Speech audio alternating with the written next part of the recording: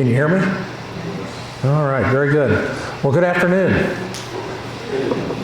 I'm Barry Ritter, co-founder of Ritter Strategic Services, a public safety consulting firm under contract with the county commissioners for several things public safety related, but for purposes of today, the RFP for ambulance service in Franklin County in the future.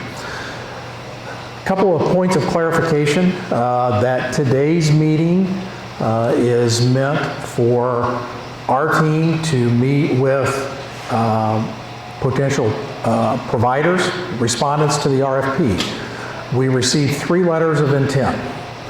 One from Franklin County EMS. And so, Bill, who is the spokesperson for Franklin County EMS here today? Is that you? All right. Heartland Ambulance, Amish. And then we received a letter of intent from Community Volunteer Fire Department. Is there anyone here? What's your name, sir? Chief Morrow. Chief Morrow. Morrow. I'll have to ask you that again because I'll forget. All right. Do the providers have a copy of the specifications with them? You need a set, Bill?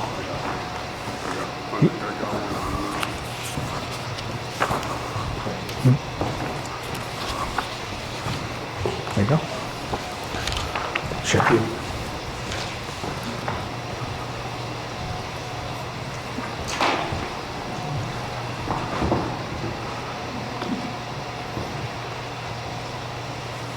So to ensure that everyone has an understanding of where we're at and why we're here, Franklin County EMS is a private business doing ambulance service under that name in Franklin County. It's not a county-owned business, and it's not controlled or financed by county government beyond that of a subsidy that is paid by the county for ambulance service in Franklin County. So when I refer to Franklin County EMS, it's not a county entity. Franklin County EMS has provided service here for a number of years. They're not unlike any other EMS service, as insurance and reimbursement from assignments have continued to decline, and the ability to collect, it's impacted the bottom line of any ambulance service doing business. Franklin County EMS sought to raise the subsidy paid by the county, and in that vein, Franklin County EMS themselves said, you're getting a pretty good bang for your buck, take it to RFP, let vendors submit proposals, and let's get an understanding of what it would really cost for ambulance service to be provided in Franklin County. Based on those conversations, the county did hire my company to do the specifications and take this to bid. The 3 providers who submitted letters of intent are the only providers that will be entertained at this point. They met the deadline of filing that letter and have the ability, after being here today, to submit a proposal. And so there's no other providers beyond today that'll be eligible to submit a proposal. Overarching message behind the specifications is that the county holds all the rights. Right? The county has the right to manage this process. The county has a right to end this process. The county has a right to contract for the most appropriate responsive bidder, and they also have the right to pull the plug and not award a contract at all. Right? The rights of the providers at this point is for you to submit a proposal as to how you would provide EMS service in Franklin County within the specifications that are written. For those of you who have not responded to a request for a proposal in the specifications, they are detailed. There are several elements in there that you may question. Please remember that as a provider, you always have the option of either agreeing or meeting the specification, taking exception with the specification. You know, if I wanted your ambulances to be, I don't know, purple, and your ambulances are already painted orange, your exception would be, we don't have purple ambulances. I'll propose that we use orange ones. So if you do take an exception with a specification in there, you need to provide an alternative. Unless you take an exception and you choose not to comply. Right? If there's a specification in there that says you shall, and whatever that provision is, and you as a business entity say we don't do that or we can't do that, then you need to mark that as a not comply. Right? And if you choose to provide an explanation as to why you don't comply to that specification, it just makes it easier on the committee as they review these. Any questions from any three of the representatives? All right, well, let's start through the specifications. This is for a 4-year contract, right? 4 years. All right. You submitted your letter of intent by the 10th. You're here today on the 13th, so we're all good. In your proposals, we need 1 original signed copy, and we need 7 photocopies of your proposal when you turn your packet in. Okay, 1 original, 7 copies. Okay. Make sure that your proposals are sealed and that they are duly noted as illustrated in the specifications on the front of the envelope, so when they're received by the Commissioner's office, they'll know what they're for. Your responses are due by 9:30 on Wednesday, November the 29th. They're to be submitted to the County Commissioner's office, which is the office behind us, 1010 Franklin Avenue. Right? Electronic submissions will not be accepted. Right? Has to be hard copy. You can either mail them or hand deliver them to the Commissioner's office as long as they're here by 9:30 on the 29th. On that same day, the Commissioners at their meeting will open any proposal that's received. They'll read the name of the vendor that submitted the proposal and nothing else. Right? There won't be any reading of costs, services, because that is all dependent upon the level of service that's provided within the specifications. At that time, they'll take them under advisement. They'll turn those over to Brent and I, and working with the committee here in the county, we'll begin to review those specifications. Right? December 5th and 6th, if we need both days, that will be vendor interviews. So for the 3 vendors, check your calendars and make sure you're available on either December 5th or the 6th, and we'll schedule you for an interview. That interview's really laid back. It's informal. It gives you the opportunity to submit the information that's in your proposal, cover anything that you believe is important, the specs that you are going to meet, the specs you're going to exceed, and anything that you may take exception with or not comply. Gives you that opportunity to explain that, and then it also allows the committee to ask questions of those of you that are here. I would encourage you to make sure that when you come for that interview, and I'll tell you this in a letter, that you have someone that can speak from the business principles of the proposal, the money, the management, the personnel, and then if that person is not certified EMS, you have someone that covers the EMS side that's a paramedic or someone like that that can answer the medical service side. Okay? That may be one and the same for some providers. Okay? Our recommendations are due to the Commissioners by the 13th of December. That is tentative based on the number of letters of intent that we received and how many proposals we received. So if all 3 providers submit a proposal and we're not finished with our due diligence, we will not be making a recommendation to the Commissioners on the 13th. Right? It may extend to their next meeting. It could even extend into the first meeting in January, depending on how well the committee does their work and how responsive the providers references are when they're contacted. Right? If things go the way we would like them to go, we want to have contract negotiations finished in January and a contract start date in February. That's pretty aggressive based on the elements in the specifications, that if a provider were to say that, you know, we're not staffed to that level, we're not staffed to that certification, you know, we can't meet a February 1st, that is negotiable with the provider. I know that Franklin County EMS is working and negotiating a new contract with the county for extension of service throughout 2024 with the opportunity to cancel that in the event that a new contract is signed. But in the specs is the tentative schedule. Any changes in that or any other specification in the document will be done through written addendum, and each one of the providers will receive a copy of that.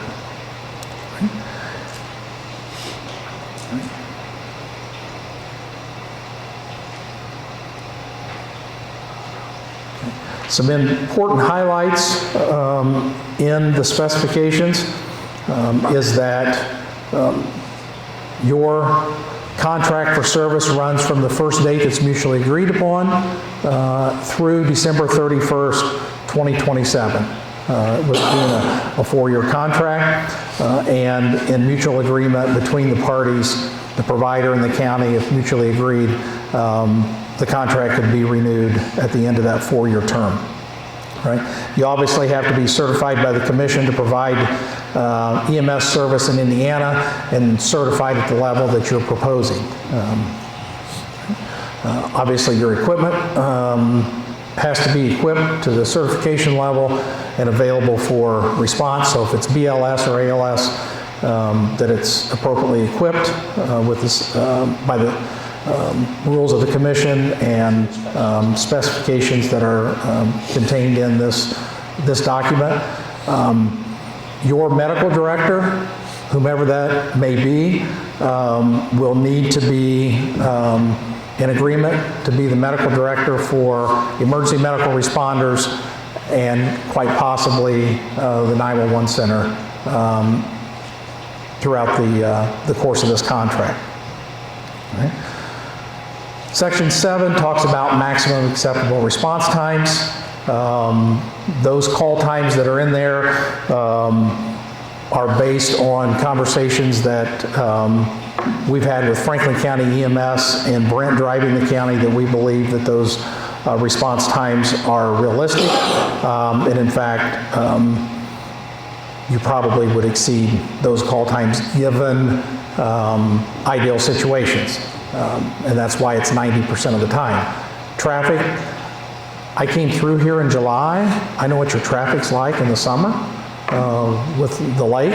And I've been through here in the dead of winter and didn't think I was going to make it up the hill over here. So, you know, there are those exceptions that are accounted for in the acceptable response times. Number 10 in this document is probably the most inclusive, and I'm not going to go through this, but it details what information you are required to include in your response. So it's everything from personnel to equipment to ambulances, certifications, references, a copy of your certificate from the commission. Quite exhaustive list of things that you need to provide copies of in your return. All right.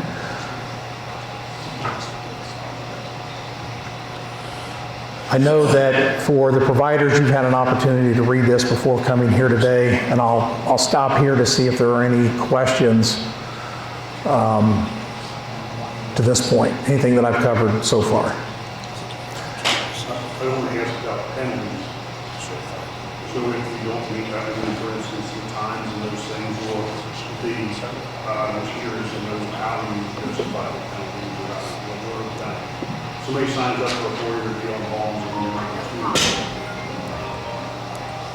Any penalty would be contractual language between the provider and the county. And if there's any penalty language included in the contract.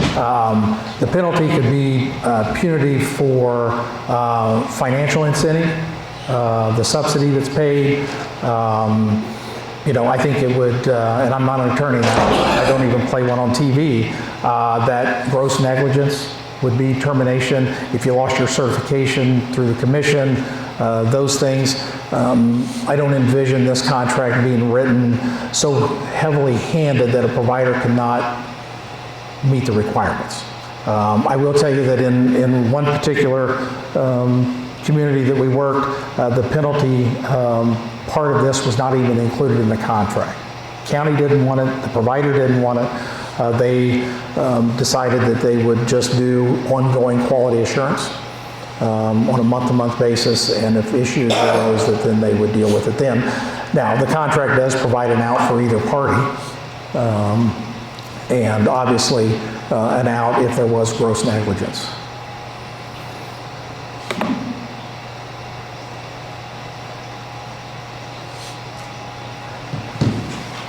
Today is not the only opportunity for you to submit questions. You leave here today and something comes to mind, submit the question to me via email. The question and the response will be provided to all three providers, so everyone is on the same page. All right. The county is looking for the most responsive provider to these specifications. All right. Cheapest does not equate to most responsive. Right? And oftentimes in a public procurement, people believe that the county or the city or whomever is required to go with the cheapest bid. This is not a hard bid, this is a request for proposals, and the determination will be made on who is the most responsive, who's going to provide the best level of service for the taxpayers in Franklin County. So that is why the interview, the references, the evaluation of the proposals are so important. Right? It doesn't come down to everything hinging on the dollar. Now, County Council will tell you that the dollar is important, and it is, but we never want a provider to think that that is the determining factor in one of these processes. Right? These specifications allow for two bid alternatives. Right? Today, service is provided at the advanced EMT level when advanced EMTs are available. Right? So this provides for two options for providers to submit proposals to. Either at the advanced EMT level, or bid alternative 2 is paramedic level. Right? Providers have the option of submitting proposals for both. You can submit a proposal for bid alternative 1 and bid alternative 2 if that's what you choose to do. Right?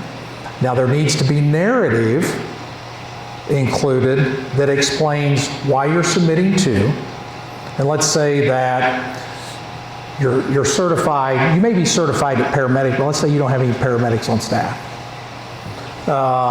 Your goal is to become paramedic certified and have paramedics on staff to be able to provide that level of service.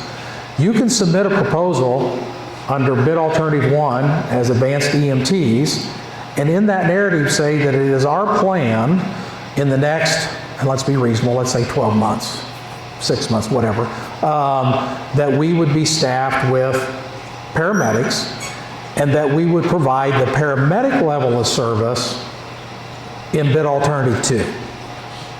Right? So this is not necessarily an either or. Now you don't have to bid both, but you can. Any questions about that? Okay. All right.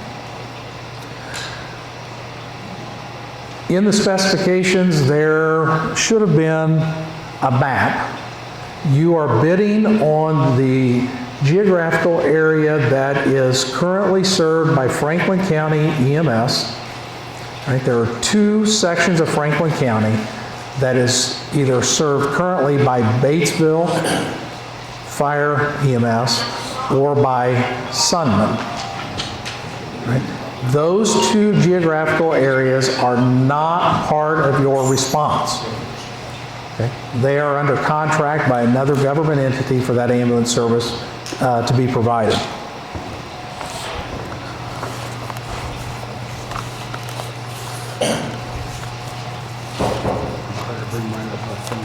Yeah, I thought I brought a copy of that.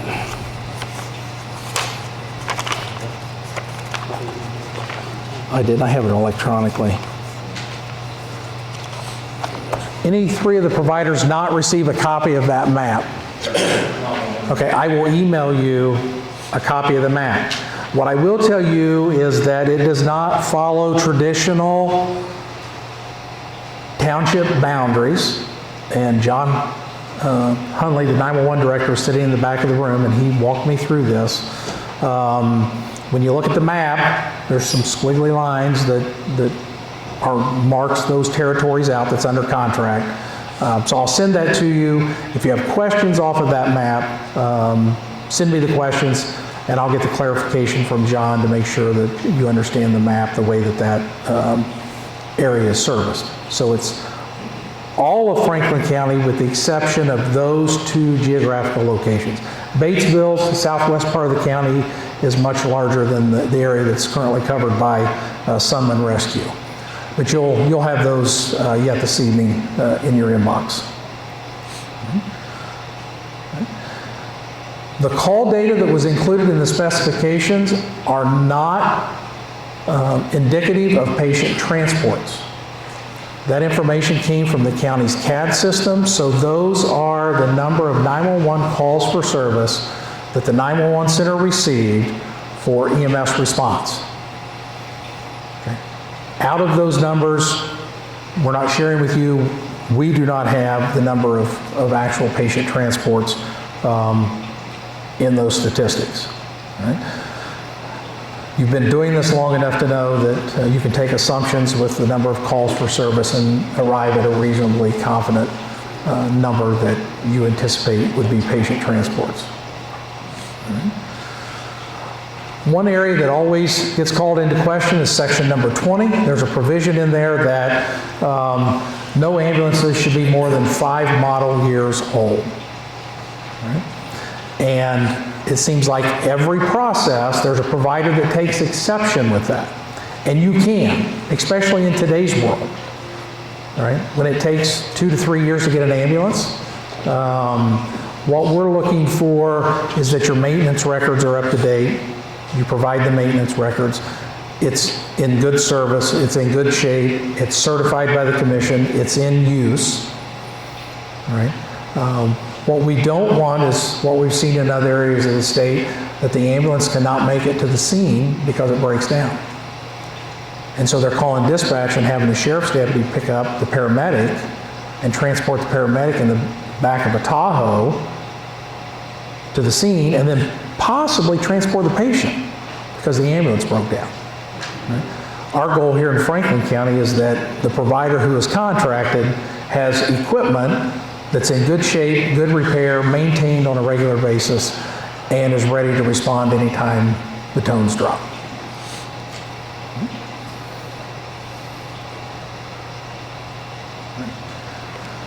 In that section, there's also a requirement that the provider will provide ongoing training for emergency medical responders. If you've been in any meeting with me here in Franklin County, you'll know that Brent and I we harp on the fact that an ambulance service is only as responsive as their first responder at the EMR level. So it's imperative that the first responders in the volunteer fire departments are trained and equipped to respond and take care of patient treatment until your truck arrives. How do we do that? We ensure that the provider under contract with the county is providing ongoing training for those EMRs.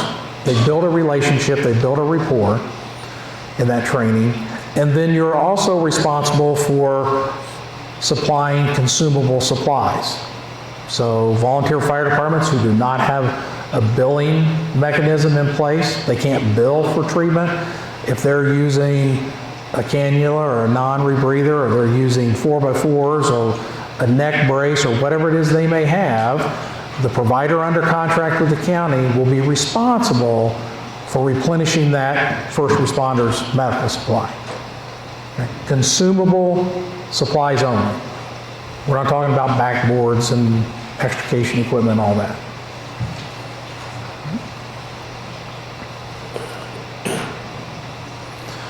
I'm not clear on the reporting requirements that exist today, but the provider who is under contract in the future with the county will have a detailed set of data and matrix that they'll be responsible for reporting to the county.